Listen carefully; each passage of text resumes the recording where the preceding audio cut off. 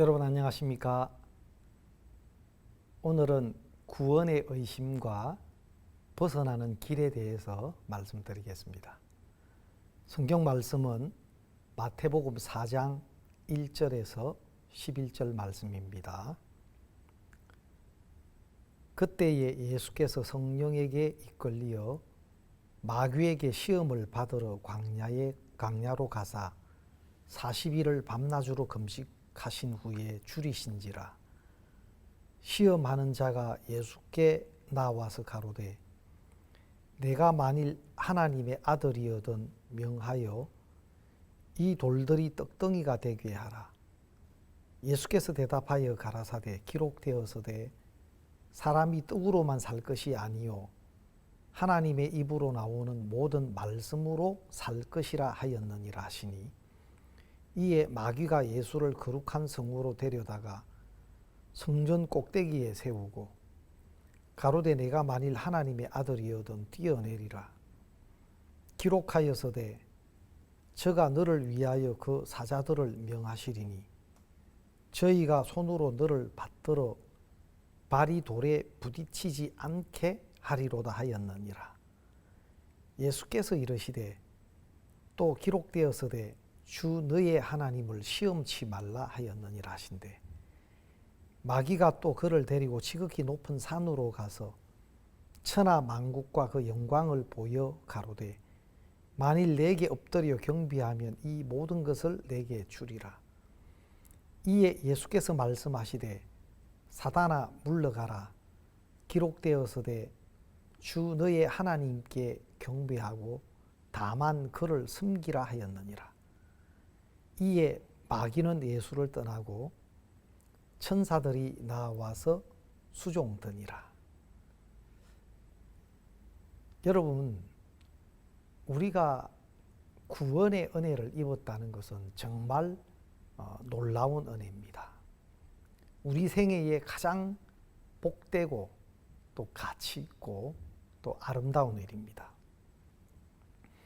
그러나 이 구원을 받고 난 뒤에 구원의 의심이 찾아올 때가 있습니다. 저는 제가 교회를 다닌 지 11년 만에 정말 이 복음을 만나고 예수님이 내 모든 죄를 사하신 이 놀라운 사실을 발견하고 또 믿음으로 모든 죄에서 벗어나서 정말 너무 기쁘고 감사한 마음이 많았습니다. 그래서 정말 이 복음과 함께라면 정말 예배당 청소를 하고 살아도 감사하겠구나. 또 교회 안에서 그냥 봉고차 운전만 하고 살아도 이 복음의 말씀, 생명의 말씀이 있는 이 교회 안에서 살면 그것보다 행복한 것이 없겠구나. 그런 마음이 들었었습니다. 그래서 너무 감사하게도 정말 내 생각이나 이런저런 형편들을 이기고 교회의 인도를 받아서 그렇게 주님을 섬길 수 있게 되었습니다. 그런데 구원받고 얼마 이후에 저에게도 이 구원의 의심이 들기 시작했습니다. 하루는 문득 너 정말 구원받았냐 이런 생각이 문득 드는 겁니다. 그래서 당연히 구원받았지. 예수님이 내 모든 죄를 사해 주시고 나를 깨끗게 하시고 의롭게 하시고 온전케 하셨지. 구원받았지. 제 속으로 그렇게 대답했습니다. 그런데 또 한 번 문득 그런 생각이 다시 나는 겁니다. 그래, 구원받았지. 내가 구원받아서 정말 그 다른 모든 것보다도 교회 인도와 함께 이렇게 신앙을 할 수 있도록 그렇게 하나님이 해주셨지. 한 번은 이른 새벽인데 눈은 뜨지 않았지만 막 의식이 이제 깨어날 때쯤이었습니다. 그때 또다시 너 정말 구원받았냐? 이제 이런 소리가 내 속에서 들려오는 겁니다. 아, 그래. 나 구원받았어. 나 구원받았지. 근데 이어서 또 어떤 소리가 들려왔냐면, 너 구원받았다는 사람이 그래 구원에 의심드는 생각이 일어나냐? 네가 진짜 믿는다면, 진짜 믿음이 있다면 왜 의심되는 이런 생각이 자꾸 일어나냐? 이런 의문과 이런 생각이 자꾸 일어나는 거 보니까 너는 믿음이 아닌 것 같아.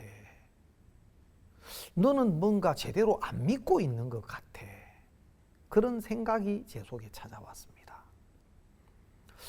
그때 굉장히 제가 충격이 됐습니다. 막 당황이 됐습니다.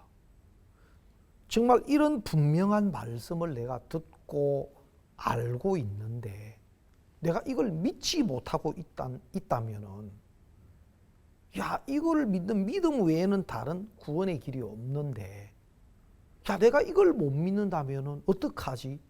야, 큰일 났네. 이게 도대체 무슨 일이야? 막 내 마음이 급해지기 시작했습니다. 그날 86년도 겨울 수양회가 부산 해운대 예식장에서 큰 장소를 빌려서 있었습니다. 그때 저도 이제 그 수양회에 참석하게 됐는데, 그 수양회를 참석해서 이제 그룹 교제가 있었습니다. 그래서 그룹 교제에 가니까, 이 형제님 이번에 구원을 받으신 분인데 한번 간증을 한번 듣겠습니다. 구원받은 제사함받은 간증을 한번 해보십시오. 그래서 제가 간증을 하게 됐습니다. 제가 신학교를 다녔는데 또 어떤 어려움이 있었는데 죄 때문에 고통하다가 이렇게 복음의 말씀을 통해서 제사함을 받고 거듭나게 되었습니다 하고 간증을 쭉 너무 충만하게 했습니다. 그리고 이어서, 근데 사실 제가 이런 막 구원에 의심드는 생각이 지금 일어나서 제가 막 고민입니다. 왜 자꾸 이런 생각이 일어나는지 제가 굉장히 좀 또 한편으로는 어렵습니다 하고 제 마음에 있는 것을 그대로 표현하고 이야기를 했는데요. 그때 그 그룹을 인도하시는 전도사님 한 분이 그렇게 이야기했습니다. 여러분 가운데 구원을 받으시고 난 이후에 구원의 의심이 들어보신 분들은 한번 손을 한번 들어보십시오. 그때 저는 깜짝 놀랐습니다. 거의 한 30명 가까이 앉아 있는 분들이 우르르르 손을 드는 거예요. 저는 깜짝 놀랐습니다.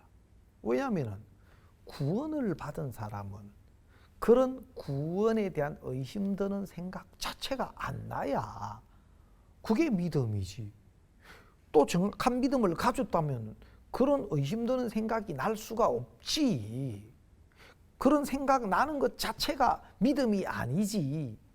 저는 이렇게 생각하고 있었는데 거기 앉은 대부분의 사람들이 다 손을 드는 것을 보고 깜짝 놀랐습니다. 야, 구원을 받고도 의심되는 이런 생각은 얼마든지 찾아올 수 있구나. 그런 생각은 들 수 있는 거구나. 근데 한 두세 명 정도 이렇게 손을 안 든 분들이 계셨는데 아마 여기 손을 안 드신 분들도 얼마 있지 않으면 또 그런 구원에 의심드는 생각이 찾아올 수가 있습니다. 여러분, 마치 이 구원에 의심드는 이런 생각은 홍역과 같이 옛 어른들은 말씀하십니다. 홍역을 거쳐야 사람이 된다. 그렇게 이야기하시는데 마치 거듭난 이후에 대부분의 그리스도인들이 이 구원의 의심이라는 이 과정을 거치게 되는 것을 봅니다. 그리고 이제 그 그룹 교제가 마치고 난 뒤에 여러분들이 저에게 다가와서 나도 이런 의심이 들었었고 나도 이런 어떤 생각이 들었었고 많은 분들이 자신들의 어떤 이야기를 해줬을 때 제 마음의 어떤 방향이 바뀌기 시작했습니다. 아, 얼마든지 구원의 의심은 우리에게 들어질 수 있구나. 구원받은 이후에도 그런 생각이나 의심은 찾아올 수 있는 거구나. 그런 생각이 드는 것 자체가 구원을 안 받은 것은 아니구나. 그리고 이제 교회로 돌아오게 됐는데 저희들 교회에 계셨던 담임 목사님에게 그 말씀을 쭉 드렸습니다. 그 말씀을 쭉 드리니까 저에게 이렇게 교제를 해주셨어요. 그래, 형제님 생각은 항상 옳죠. 형제님 생각은 틀린 적도 없고 변한 적도 없지만 하나님 말씀은 종종 변하기도 하고 또 틀리기도 하고 그렇죠. 근데 목사님 아니죠. 하나님 말씀이 틀리다니요. 하나님 말씀은 옳죠. 또 변하지도 않는 말씀이시죠. 오히려 내 생각이 늘 변하죠. 틀릴 때도 많고요. 정말 그렇습니까? 하나님 말씀은 진리고 변치 않는 거 맞나요? 예. 하나님 말씀은 변할 수도 없고 또 틀릴 수도 없는 거지요. 내 생각은 잘못될 수도 있고 틀릴 수도 있고 그렇습니다. 예, 맞습니다. 그렇다면 하나님의 말씀은 예수님의 십자가의 피로 우리의 죄를 영원히 다 씻었다. 예수님의 피가 우리를 깨끗게 했다. 거룩하게 했다. 또 영원히 온전케 했다고 하셨는데 그 말씀은 변할 수 없는 말씀입니다. 그 말씀은 어떤 형편에 의해서 달라지거나 변할 수 없는 바로 하나님의 말씀이라는 겁니다. 그러나 내 생각은 늘 형편에 따라서 때때로는 내 감정의 영향을 받아서 이렇게 변한다는 겁니다. 그러면 늘 변할 수 있고 틀릴 수 있는 내 마음이 내 생각이 옳은 것입니까? 하나님의 말씀이 옳은? 당연히 하나님 말씀이 옳죠. 내가 구원을 안 받았다는 것은 죄가 있다는 것이고 내가 죄인이라는 것인데 하나님의 말씀은 예수님을 통해서 우리 죄를 영원히 깨끗게 했고 영원히 우리를 의롭고 거룩하고 온전케 하셨다고 했는데 그게 하나님 말씀이고 내가 구원을 안 받았다고 말한다는 것은 죄가 있다는 것이고 내가 죄인의 위치에 있다는 것인데 그러면 어떤 것이 맞습니까? 예, 당연히 하나님 말씀이 맞죠. 예, 하나님 말씀이 맞죠. 그리고 이 말씀은 변하나요? 안 변하나요? 안 변하네요. 안 변하죠. 그러면 우리가 구원받은 것, 깨끗함을 얻은 것 이것은 변할 수 있겠습니까? 없겠습니까? 예, 변할 수 없습니다. 그날 쭉 말씀과 내 생각에 대해서 쭉 말씀을 전해주시는데 그 말씀을 듣고 제가 그렇구나. 하나님 말씀은 변한 적도 없고 변하지도 않는데 내가 내 감각에 내 감정에 내 느낌에 내가 속았었구나. 내가 내 생각의 영향을 받았구나. 너 구원 받았어? 받았지. 또 너 진짜 구원 받았어? 받았지. 근데 왜 구원 받았다 하면서 의심하는 생각이 들어? 너 자꾸 그런 생각하는 거 보니까 그런 생각이 들어지는 거 보니까 넌 구원이 아닌 것 같아. 그게 어이구야. 여러분 사단은 정말 간교합니다.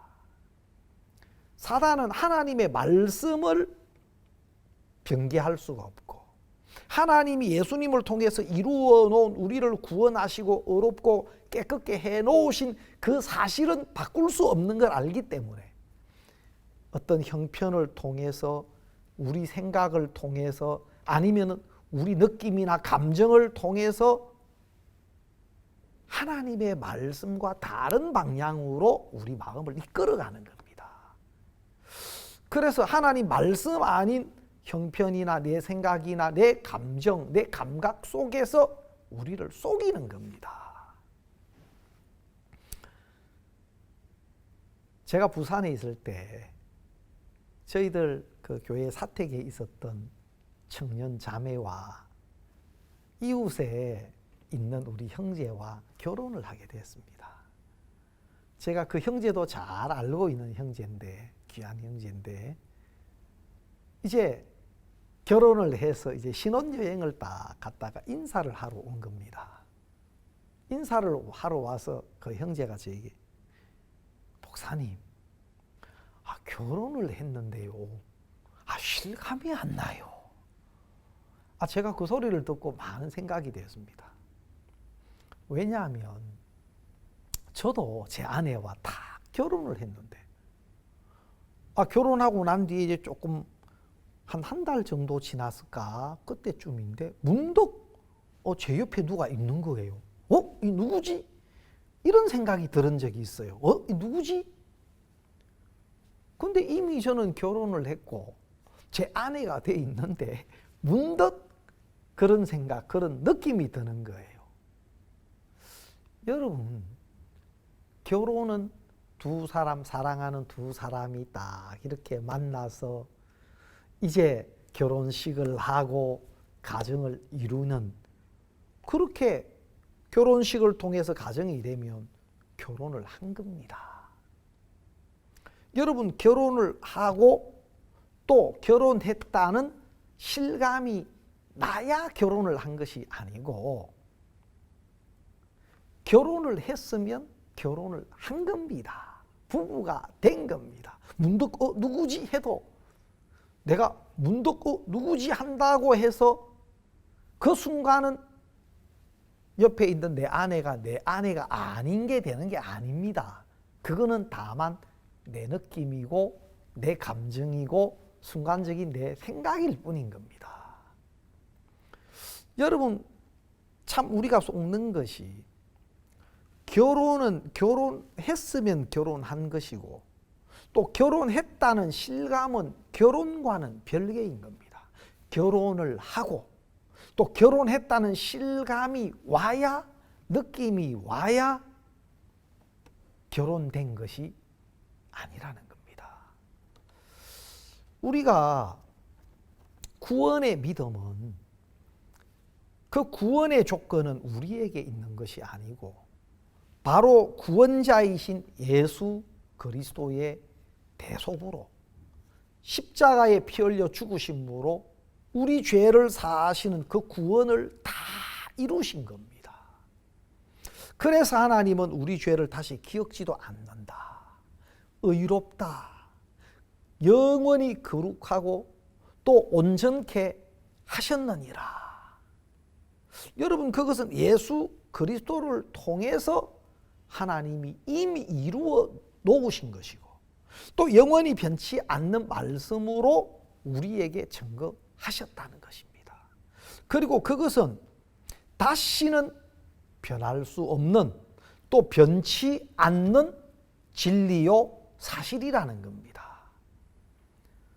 우리가 예수 그리스도의 속죄를 믿음으로 우리 죄가 씻어지고 우리가 의롭고 영원히 온전케 된 믿음을 가졌을 때 바로 그것이 죄 사함이고 그것이 바로 구원입니다. 그것이 구원의 믿음인 겁니다. 그런데 사단은 무언가 어떤 그 실감, 내가 구원받았다는 어떤 실감을 느껴야 될 것처럼, 어떤 그런 어떤 감각, 느낌, 그런 어떤 조건들을 자꾸 우리가 가져야 될 것처럼 사단은 그렇게 우리를 속인다는 겁니다. 여러분, 우리가 이런 어떤 우리의 감각은 정확하지가 않습니다. 우리의 생각이나 우리의 감각은 늘 잘못될 수 있다는 것을 알아야 하는 겁니다. 제가 그 몇 해 전에 태국에서 글로벌 캠프를 우리가 해왔었는데 그 캠프를 준비하는 팀으로 먼저 들어가서 여러 가지 캠프를 준비하는 일을 했었습니다. 그때도 몇몇 우리 목사님들과 함께 그 태국의 캠프를 준비하기 위해서 먼저 들어가서 여러 가지를 우리가 준비하고 또 행사를 이렇게 그렇게 챙겼는데요. 한 목사님이 아니 작년에 우리 글로벌 캠프 할 때 아니 그 저기 뭐야 호랑이 쇼를 한다고 해서 갔는데 아니 호랑이는 안 나오고 여자들만 나오더만. 그때 저도 깜짝 놀랐습니다. 왜? 저도 학생들과 함께 그 쇼를 본 적이 있기 때문에요. 여러분 학생들이 새벽 그리고 오전 그리고 저녁 이런 프로그램을 가지고 오후 시간에는 그 학생들을 위해서 그 파타야 여러 곳을 투어할 수 있는 그런 프로그램이 있었습니다. 그래서 학생들과 함께 그런 프로그램에 이제 우리가 함께 하게 됐는데 거기 가니까 돌고래 쇼도 있고 또 코끼리 쇼도 있고 코끼리가 자전거를 타는 모습을 처음 봤습니다. 큰 덩치에 코끼리가 물론 자전거도 커야 되겠죠. 아주 그냥 쇠로 크게 만드는 자전거를 막 세발 자전거를 코끼리가 타는 쇼도 보고 또 코끼리가 축구도 하고 여러분 악어 쇼 같은 경우는 막 그 악어가 날카로운 입을 쫙 벌리고 그 이빨이 있는데 그 악어 입에 머리를 넣었다가 빼는데 얼마나 긴장이 되는지요. 또 그것도 가끔 사고는 난다 하더라고요. 그러면 막 전부 긴장을 해가지고 보다가 그 조련사가 탁 그 머리를 빼내면 막 박수를 치는데 너무 참 재밌게 봤습니다. 그리고 또 타이거 쇼를 한다는데 이어서 타이거 쇼를 그러니까 그 장소로 이동했습니다. 돌고래 쇼, 코끼리 쇼, 악어 쇼, 그 다음에 타이거 쇼. 그래서 우리가 그곳을 가서 이렇게 가만 앉아서 학생들하고 이제 공연을 관람했는데 예쁜 태국 여자들이 나와가지고 막 춤을 췄습니다. 손가락을 좀 이렇게 이상하게 해가 전통 그 손짓 같은데 막 이렇게 춤을 추고 들어갔습니다. 또 다른 의상을 입고 나와서 또 춤을 추고 막 공연을 하고 들어갔습니다. 몇 번이나 계속 이렇게 그 공연을 하는 거예요. 그래, 호랑이는 안 나오고 왜 이렇게 자꾸 여자들이 나와서 이렇게 쇼만 하지 하고 있는데 나중에 여러분 오늘 공연은 모두 마쳤습니다. 안녕히 가십시오 하고 사회자가 안내 방송을 하는 겁니다. 저도 이게 뭐야? 아니 타이거 쇼인데 호랑이는 안 나오고 왜 여자들만 나와 있지? 저도 갸우뚱하면서 그렇게 온 기억이 떠올랐습니다. 나도 그랬는데요. 목사님도 그랬습니까? 나도 그랬습니다. 옆에 계시던 선교사님, 목사님, 그 타이거 쇼가 아닙니다. 호랑이 쇼가 아닙니다. 타이걸 쇼입니다. 깜짝 놀랐습니다. 타이걸 쇼라는 겁니다. 그냥 돌고래 쇼, 코끼리 쇼, 악어 쇼, 짐승들만 쭉 떼서 타이거 쇼 하길래 당연히 호랑이 쇼인 줄 알았는데 타이걸 쇼입니다. 타이걸. 여러분 태국을 타일랜드라 그러고 또 타이라고 그러죠. 바로 태국의 여자들의 쇼다. 그런 이제 의미예요. 깜짝 놀랐습니다. 1년 만에 그걸 깨달았습니다.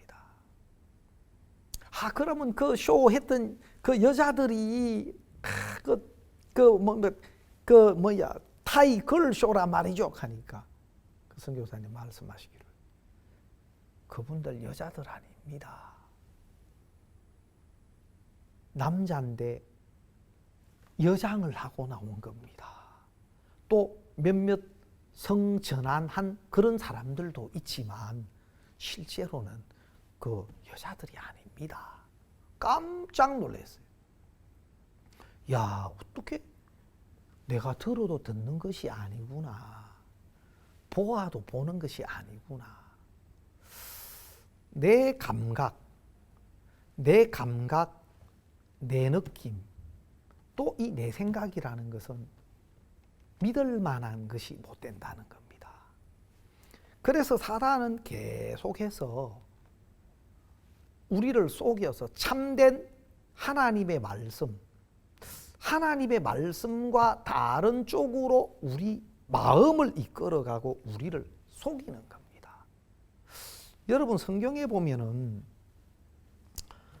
요한복음 10장에 보면 예수님이 이런 말씀을 하셨습니다. 요한복음 10장 8절에 보면 나보다 먼저 온 자는 다 절도요 강도니 나보다 먼저 온 자는 다 절도요 강도니.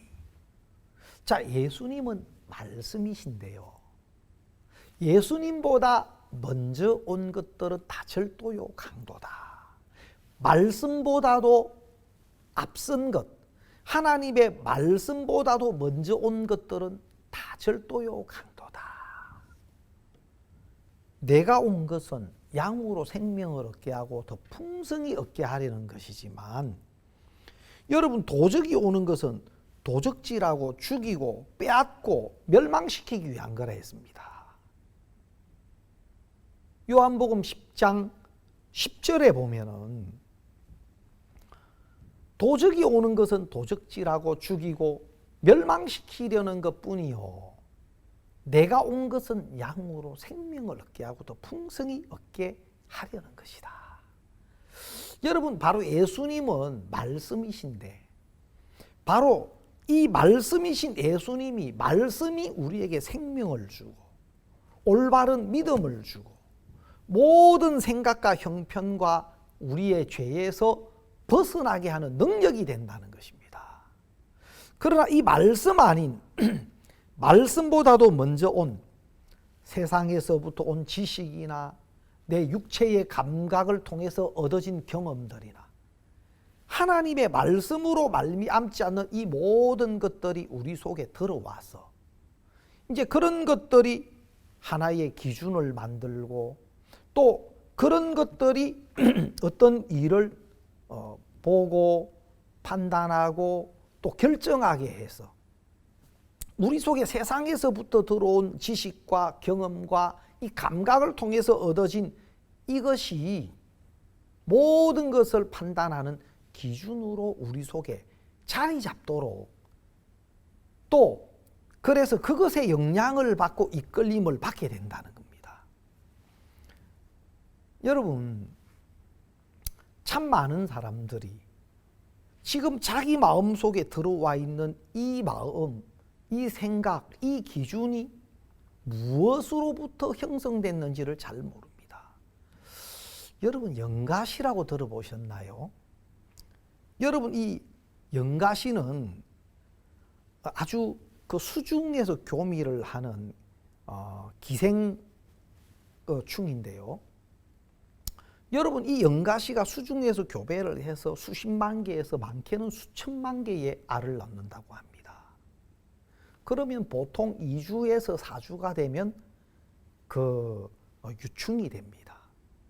그러면 그 알에서 깨어나서 유충이 되면 모기 유충에 이렇게 붙어서 모기 유충에 포낭된 상태로 이제 모기 유충이 올라올 때 같이 붙어서 올라옵니다. 그러면 메뚜기나 사막이나 이런 곤충류들이 모기 유충을 잡아먹을 때 그 모기 유충과 함께 그 영가시 유충이 곤충들의 속으로 들어갑니다. 그러면 곤충들의 속으로 이제 들어가서 그 곤충들 안에서 그 곤충들을 숙주로 해서 이제 자라게 돼요. 보통 4주에서 종류가 다양한데 20주까지도 자란다고 합니다. 그래서 그 연가시 유충이 성충이 되면, 이제 그 곤충 안에서 다 자란 성충이 되면 뇌신경을 조절하는 분비 물질을 이렇게 뿜어냅니다.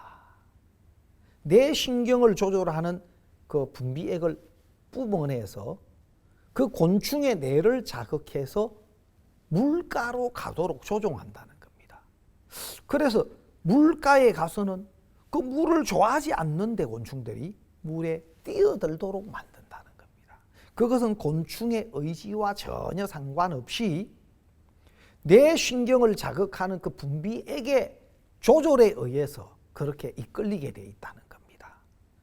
그리고 물속에 곤충이 뛰어들면 이제는 그 안에 있는 연가시들이 이제 밖으로 나오게 되는 겁니다. 그래서 거기서 또다시 교배를 통해서 수많은 알을 놓게 되는 겁니다.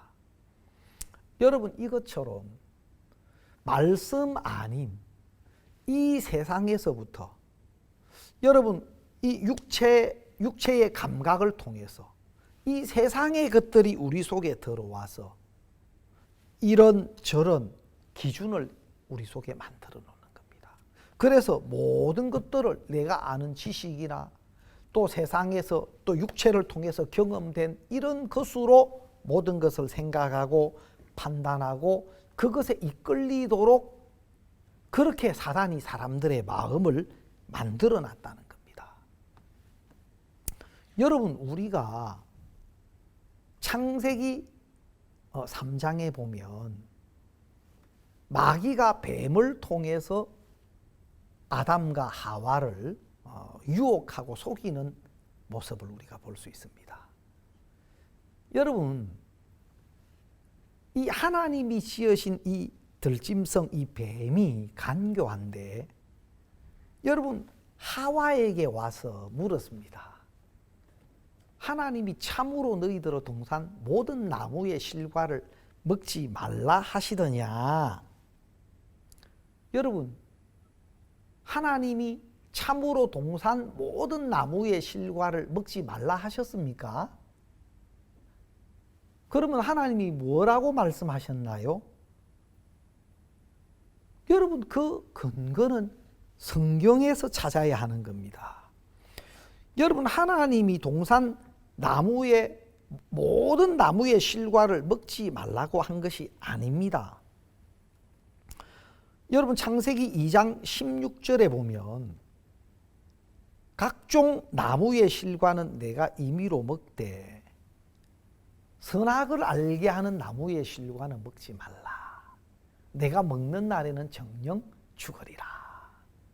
자, 동산 각종 나무의 실과는 내가 먹되 임의로 먹되 선악을 알게 하는 나무 실과를 먹지 말아라. 모든 나무 실과를 먹지 말라는 거 아닙니다. 여러분, 창세기 2장 9절에 보면 그 땅에 보기에 아름답고 먹기에 좋은 나무가 나게 하시고 또 동산 가운데는 생명나무와 선악을 알게 하는 나무도 있더라. 여러분, 하나님이 그 동산에 보기에 아름답고 먹기에 좋은 나무를 두셨고 그 동산 가운데 생명나무와 선악을 알게 하는 나무실과도 있었다는 겁니다. 그 중에서 선악을 알게 하는 나무실과를 먹지 마라. 먹는 날에는 정령 죽으리라고 했습니다. 근데 사단은 간교하게 아담과 하와에게 속여서 또 이런 애매한 질문을 하는 겁니다. 동산 모든 나무의 실과를 먹지 말라 하시더냐? 근데 여자가 뱀에게 말하되 동산 나무의 실과를 우리가 먹을 수 있으나 동산 중앙에 있는 나무의 실과는 하나님의 말씀에 너희는 먹지도 말고 만지지도 말라. 너희가 죽을까 하노라 하셨느니라. 자, 동산 중앙에 있는 나무의 실과는 먹지 말아라. 여러분, 동산 중앙에 있는 나무의 실과를 먹지 말라고 하신 적이 없습니다. 왜냐하면 동산 중앙에는 생명나무와 선악을 알게 하는 나무 실과가 있고, 그 중에 선악을 알게 하는 나무 실과를 먹지 말라고 했지 중앙에 있는 나무 실과를 먹지 말라고 한 건 아닙니다. 또 하나님의 말씀에 너희는 먹지도 말고 만지지도 말라. 여러분, 먹지 말아라고 했지 만지지 말아라 하는 것은 보태진 겁니다. 만지지 말라고는 이야기하지 않았습니다. 그리고 동산 중앙에 있는 나무 실과를 먹지 말라고 하신 것도 아니고 선악을 알게 하는 나무 실과를 먹지 말라 했고, 만지지 말라고 하는 것은 보탠 것입니다. 그리고 너희가 죽을까 하노라. 아닙니다. 정령 죽으리라. 반드시 죽게 된다. 그렇게 말씀했습니다. 그러나 뱀은 죽을까 하노라. 죽을 수도 있고 안 그럴 수도 있다. 말씀을 흐려놨습니다. 결국은 정확한 말씀이 서 있지 않으므로, 정확한 말씀이 그 속에 서 있지 않으므로 말씀이 변형되고 또 더해지고 또 정확한 말씀이 아니한 애매한 표현을 하와가 하고 있는 겁니다. 그때 뱀은 아니다. 그것을 먹는 날에는 너희 눈이 밝아 하나님과 같이 되어 선악을 알 줄 하나님이야. 결코 죽지 아니하리라. 결코 죽지 않는다. 여러분, 하나님의 말씀과 전혀 다른 이야기를 하와 마음속에 심었고, 하와가 하나님의 정확한 말씀이 안 서 있으니까 그 뱀의 말을 받아들이고, 또 뱀의 말을 받아들이니까 선악을 알게 하는 나무 실과처럼 실과를 먹으면 하나님처럼 되는구나. 이야, 하나님이 돼서 내 마음대로 하면은, 내 원하는 대로 하면 너무 좋겠네. 그래서 결국 선악을 알게 하는 나무 실과를 다 먹게 된 것입니다. 여러분, 성경에 요한복음 8장 44절에 보면 여러분, 마귀는 거짓말장이요 거짓의 아비다라고 성경은 말하고 있습니다. 너희는 너희 아비 마귀에서 났으니 너희 아비의 욕심을 너희도 행하고자 하느니라. 저는 처음부터 살인한 자요 진리가 그 속에 없으므로 진리에 서지 못하고 거짓을 말할 때마다 제 것으로 말하나니 이는 저가 거짓말장이요 거짓의 아비가 되었습니다. 여러분, 요한계시록 12장 9절 말씀에 보면 바로 옛 뱀, 곧 마귀라고도 하고 사단이라고도 하는 온 천하를 꿰는 자라 했습니다. 바로 거짓말장이요 거짓의 아비요 온 천하를 꿰는 바로 이 놈이 바로 사탄인 겁니다. 바로 마귀인 겁니다. 하나님의 말씀과 다른 것으로 결국은 하나님의 말씀을 버리도록, 하나님의 말씀을 등지도록 그렇게 이끌어가는 것이 바로 사단이고, 바로 이 사단이, 간교한 사단이 사람들을 그렇게 미혹한다는 겁니다. 여러분, 오늘 본문 말씀 마태복음 4장에 보면 이 마귀가 아담과 하와를 속여서 선악을 알게 하는 나무 실과를 따먹게 한 이 마귀가 여러분 예수님에게까지도 달려들어서 시험을 하는 겁니다. 여러분, 얼마나 지혜롭고 간교한 줄 모릅니다. 뭐라고 시험합니까? 시험하는 자가 예수께 나와 가로되 내가 만일 하나님의 아들이여든 명하여 이 돌들이 떡덩이가 되게 하라. 자, 예수님이 성령에 이끌려 줄이실 때 마귀가 예수님에게 와서 이 돌로 떡덩이게 되게 하라. 네가 만일 진짜 하나님 아들이라면 이 돌로 떡을 만들 수 있잖아. 하나님의 아들이라면 그거 아무 문제도 안 되잖아. 이 돌로 떡이 되게 해가 먹어봐. 여러분, 그런데 예수님은 그렇게 하지 않았습니다. 기록되었으되 사람이 떡으로만 살 것이 아니요 하나님의 입으로 나오는 모든 말씀으로 살 것이니라. 예수님이 그 돌로 떡을 만드신 것이 아니고 떡으로만 살 것이 아니요 하나님의 입으로 나오는 모든 말씀으로 살 것이다. 여러분, 여기서 중요한 것은 기록되었으되, 예수님의 마음에 바로 기록된 하나님의 말씀이 서 있었다는 겁니다. 정확한 하나님의 기록된 말씀이 예수님의 마음에 있어서 사람이 떡으로만 살 것이 아니요 하나님의 입으로 나오는 모든 말씀으로 살 것이니라. 여러분, 만약에 예수님이 내가 돌로 떡을 만들어서 그래 맞아 하나님 아들인 거다 보여야지 진짜 돌로 떡을 만들어 가지고 내가 하나님 아들인 걸 증명하려고 했다고 해보십시오. 그러면 예수님은 사단에게 속는 겁니다. 성령에 이끌려서 또 금식하신 예수님이 이제 성령의 인도에서 떠나서 사탄의 마귀의 이끌림을 받는 것이 되는 겁니다. 또 너 하나님 아들 아닐 수도 있는데, 만일에 하나님 아들 아닐 수도 있는데 진짜 만일 하나님 아들이라면 돌로 떡을 만들어봐.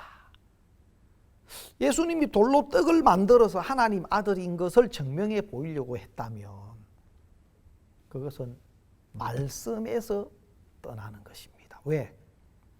여러분, 마태복음 3장 17절에 예수님이 세례를 받고 물에서 올라오실 때 하늘로 소리가 있어 말씀하시되 이는 내 사랑하는 아들이요 내 기뻐하는 자라.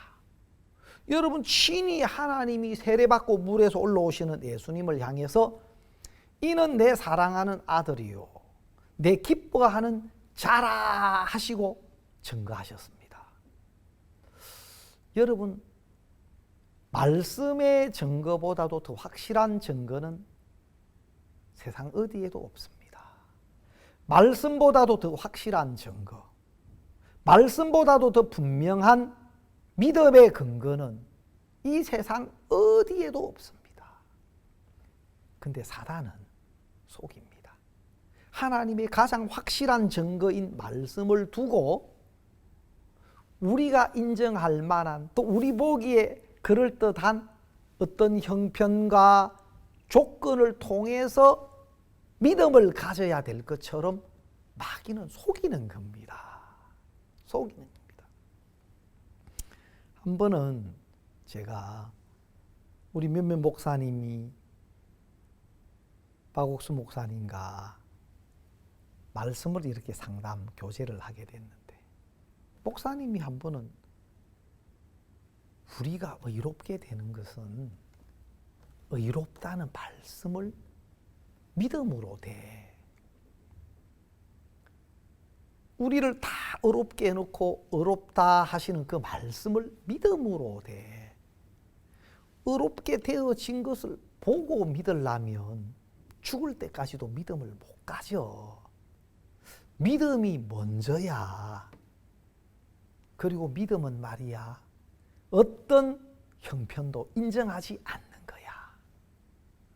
여러분, 제가 그 짧은 목사님이 교제해 주시는 말씀이 굉장히 제게 축복이 됐습니다. 물론 구원을 받았지만 하나님의 말씀과 형편 사이에 많은 형편의 영향을 우리가 받을 때가 많은데, 말씀을 믿음으로 말미암아 의롭다는 말씀을 믿음으로 말미암아 우리가 의를 얻어 의롭게 되어진 것을 보고 믿으려고 하면 뭔가 형편에서 믿음의 근거를 찾고 또 형편적인 조건을 보고 믿으려면 죽을 때까지도 믿음 못 가져. 믿음이 먼저야. 믿음은 어떤 형편도 인정하지 않는 거야. 여러분, 참 그 종이 전해주신 말씀 한마디가 너무너무 제 마음에 축복됐고, 그것이 형편에서부터 오는 거, 또 내 속에서부터 올라오는 말씀 아닌 모든 생각들을 하찮은 것으로 무시할 수 있게 해주셨습니다.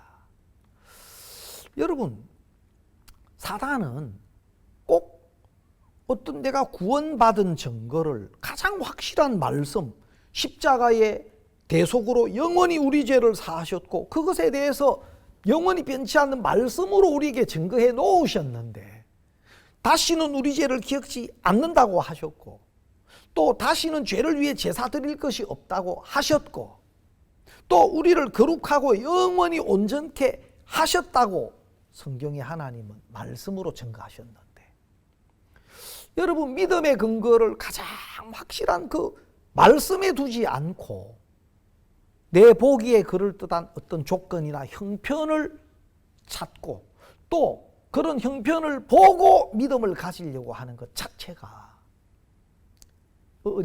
어리석게 간교한 사단에게 속는 것이라는 겁니다. 참 많은 사람들이 이렇게 확실한 은혜와 분명한 말씀을 두고도 구원의 조건을 형편이나 아니면 자기 자신이 얼마나 변했나, 내가 얼마나 달라졌나, 내가 얼마나 지금 좀 어렵게 됐나, 형편이나 자기의 조건에서 어떤 믿음의 근거를 찾으려고 하면 정말 목사님 말씀대로 죽을 때까지도 믿음을 가질 수 없을 것입니다.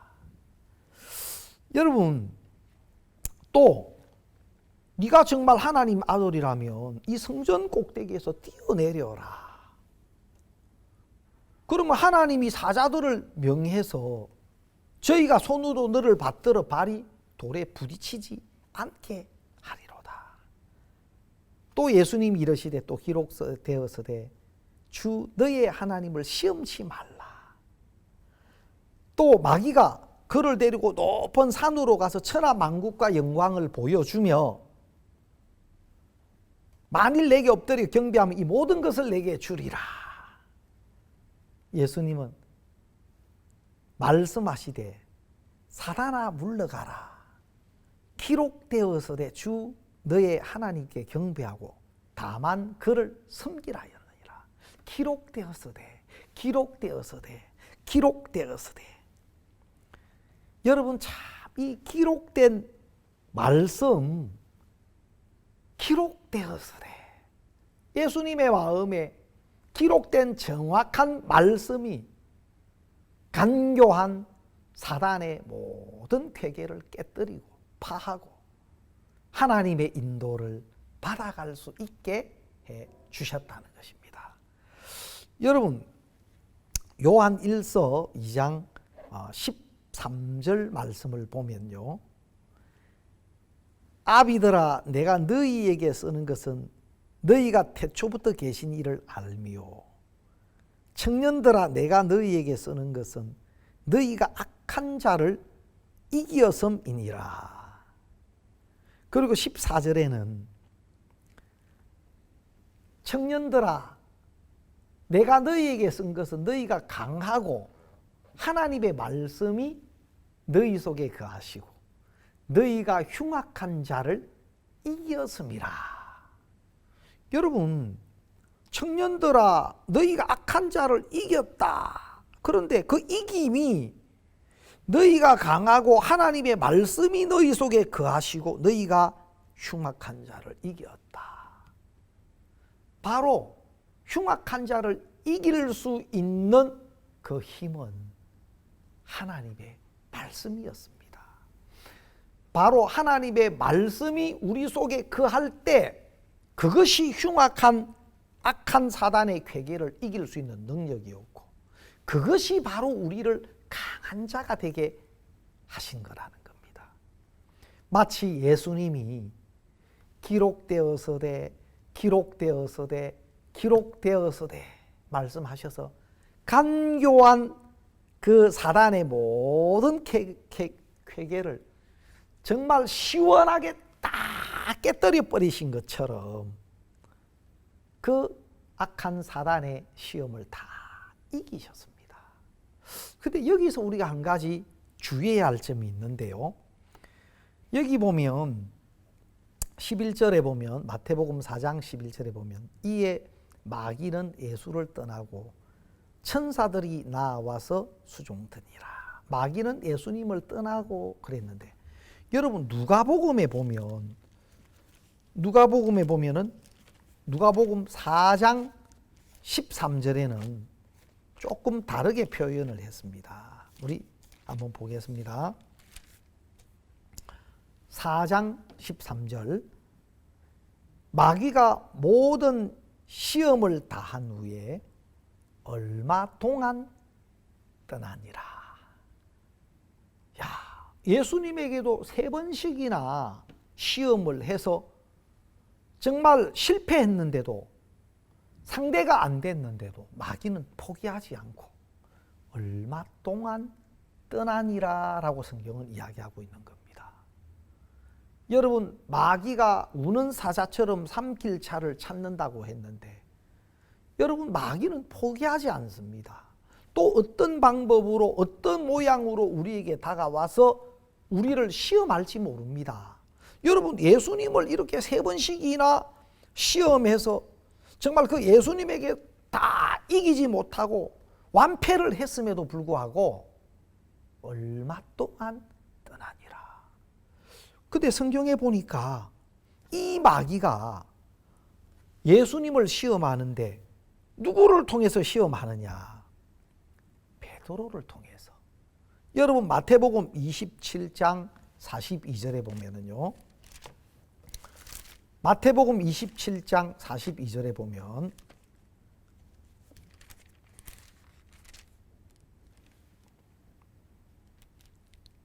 죄송합니다. 마태복음 16장 22절에 보면 마태복음 16장 22절을 보겠습니다. 베드로가 예수를 붙들고 간하여 가로되 주여 그리마옵소서 이 일이 결코 주에게 미치지 아니하리이다. 여러분 예수님이 예루살렘에서 장로들과 대제사장들과 서기관들에 의해서 고난을 받고 죽임을 당하고 제3일 만에 살아나야 할 것을 말씀했을 때 베드로가 예수님을 붙들고 막 간청하면서 주여 그리하지 마옵소서 이 일이 결코 주에게 미치지 아니하리이다.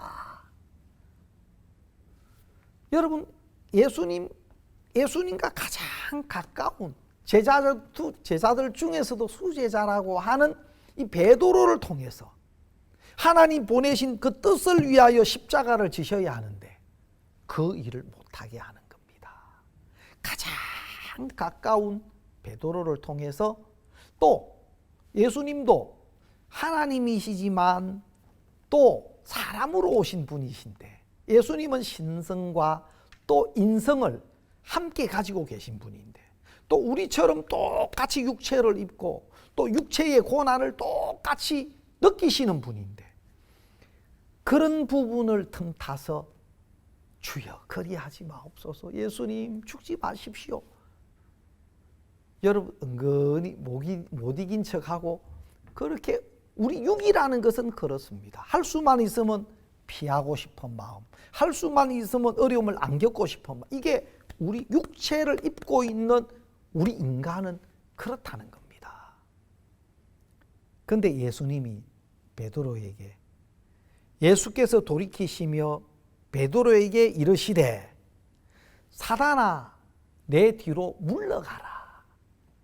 사단아 바로 베드로를 제자로 안 보시고 야 이거 사단이네 이거 마귀네 지금 베드로가 아니고 베드로를 통해서 지금 사단이 역사하는 거네. 하나님의 뜻을 이루지 못하도록 지금 사단이 하나님의 일을 막으려고 하는 거구나. 사탄아 물러가라. 너는 나를 넘어지게 하는 자로다. 내가 하나님의 일을 생각지 아니하고 도리어 사람의 일을 생각하는도다. 그리고 예수님이 그 베드로를 통해서 사단이 역사하는 그것까지도 다 물리치시는 겁니다. 또 실패로 끝났죠. 그리고 예수님은 우리 죄를 짊어지시고 십자가로 가셔서 그 죄에 대한 심판, 그 죄에 대한 형벌을 받으셨습니다. 세상 모든 인류의 죄를 다 짊어지시고 십자가로 가셔서 그 죄에 대한 심판과 형벌을 받으시고 피 흘려 죽으심으로 우리 죄를 사는 일을 하시려고 십자가로 가셨습니다.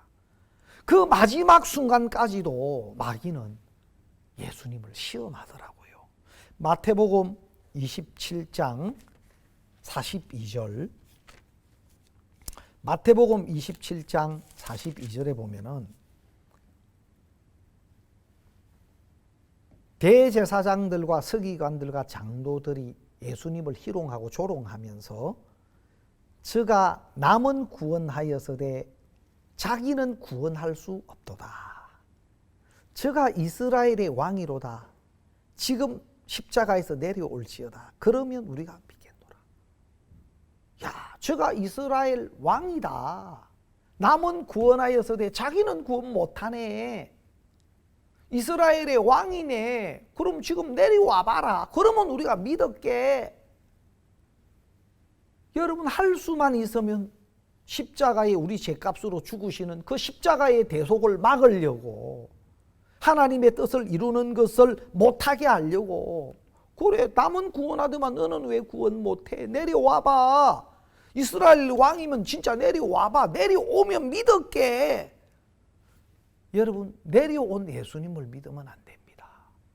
하나님 뜻을 따라 우리 죄를 짊어지시고 우리 죄를 다 사시고 그 십자가에서 다 이룬 대속의 은혜, 내려오시지 않고 십자가에 우리 죄값으로 사망을 당하시고 모든 피를 쏟으시고 우리 죄값을 치루신 예수 그리스도를 믿어야 하는 겁니다. 근데 사단은 그 하나님의 일을 이루지 못하도록 내려오면 믿겠노라. 여러분, 그리고 43절에 저가 하나님을 신뢰하니 하나님이 저를 기뻐하시면 이제 구원하실지라. 제 말이 나는 하나님의 아들이라 하였도다. 하나님을 신뢰하니 하나님이 저를 기뻐하시면 이제 구원하시겠지. 하나님을 신뢰하니까 하나님이 저를 기뻐하시면 구원하시겠지. 만약에 저 십자가에서 구원 안 해주시면 저 진짜 참된 그리스도 아니야. 하나님 기뻐하는 사람 아니야. 여러분, 예수님 십자가에서 우리 죄값으로 피 흘려 죽으시는 것을 하나님 기뻐하시죠. 그 죽으심이 우리 만민의 생명을 구원하는 일이기 때문에. 그런데 사단은 교묘하게 자 이제 구원하실지라. 제 말이 나는 하나님의 아들이라 하였도다. 하나님 아들이니까 구원해 주셔야지. 또 하나님 기뻐하시면 구원해 주시는 게 당연하지. 구원 안 해 주신다면 하나님 아들 아니야. 하나님 기뻐 안 하시는 거야. 간교하게 사단은 속여서 하나님의 뜻을 쫓아 행하는 것들을 막으려고 했습니다. 여러분, 이렇듯 사단은 정말 간교합니다. 우리 삶 속에 여러 가지 모양으로 우리를 미혹하고 또 혼란스럽게 만들고 또 말씀에서 등지도록 떠나도록 갖가지 방법으로 사단은 미혹을 할 수 있지만, 여러분, 그 모든 것을 이길 수 있는 지혜와 능력은 바로 하나님의 말씀입니다. 기록되었으되 하신 것처럼 여러분 마음에 영원히 변치 않는 예수 그리스도의 십자가의 은혜와 하나님의 약속이 여러분 마음에 믿음으로 서 있으시기를 바랍니다.